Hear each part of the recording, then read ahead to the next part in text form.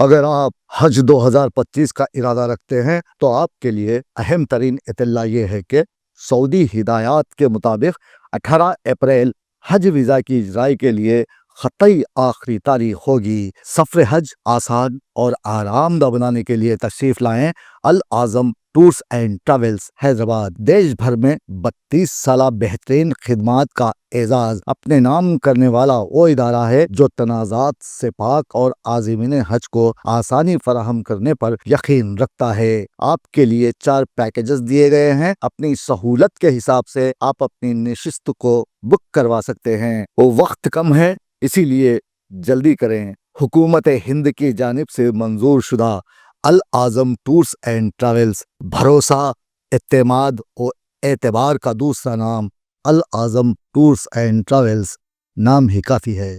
सभापति जी, हमारे देश में हर 10 साल पर होने वाली जनगणना 1881 में शुरू की गई थी। तमाम आपात हालात, युद्ध और दूसरे संकट आए, लेकिन ये काम जारी रहा। 1931 की जनगणना 26 फरवरी 1931 को शुरू होकर साल भर चली। उसी दौरान जातिगत जनगणना भी हुई थी।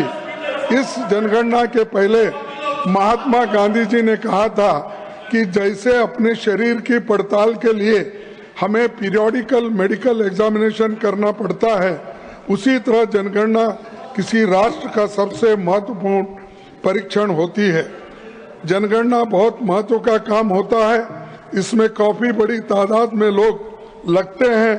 उनको पॉपुलेशन के आंकड़े, employment, family structures, socio economic conditions और कई की पैरामीटर्स की पड़ताल करनी होती है। दूसरे विश्व युद्ध के दौरान और 71-72 में भारत पाक युद्ध के बावजूद जनगणना हुई थी, लेकिन बहुत दुख की बात है कि इतिहास में पहली बार सरकार ने रिकॉर्ड देरी की है।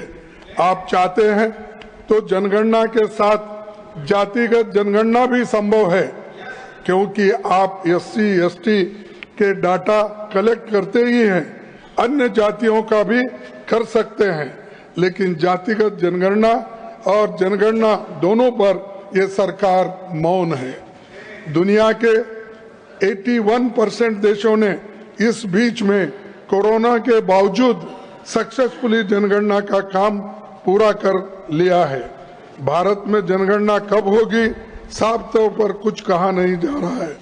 इस साल बजट में केवल 575 करोड़ रुपए का आवंटन है। इससे लगता है कि सरकार जनगणना कराने से बचना चाहती है और जनगणना में देरी को दूरगामी परिणाम होते हैं। तमाम बुनियादी आंकड़ों की गैर मौजूदगी में ये तुगलकी नीति बनती जाती है और consumer survey, national family health survey, periodical labour force survey, national food security act, national social assistance programme सहित कई महत्वपूर्ण सर्वेक्षण और कल्याणकारी कार्यक्रम जनगणना के आंकड़ों पर निर्भर करते हैं। लंबी देरी के कारण लाखों नागरिक सरकारी कल्याणकारी योजनाओं के पहुंच से बाहर हो चुके हैं। नीति निर्माताओं के पास आम फैसला लेने के लिए जरूरी और भरोसेमंद डाटा नहीं है। लेटेस्ट और सटीक जानकारी के बिना आप कोई नया काम ठीक से नहीं कर सकते।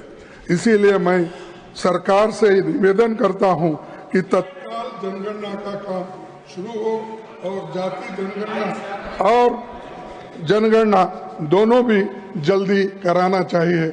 मैं आपसे निवेदन करता हूं।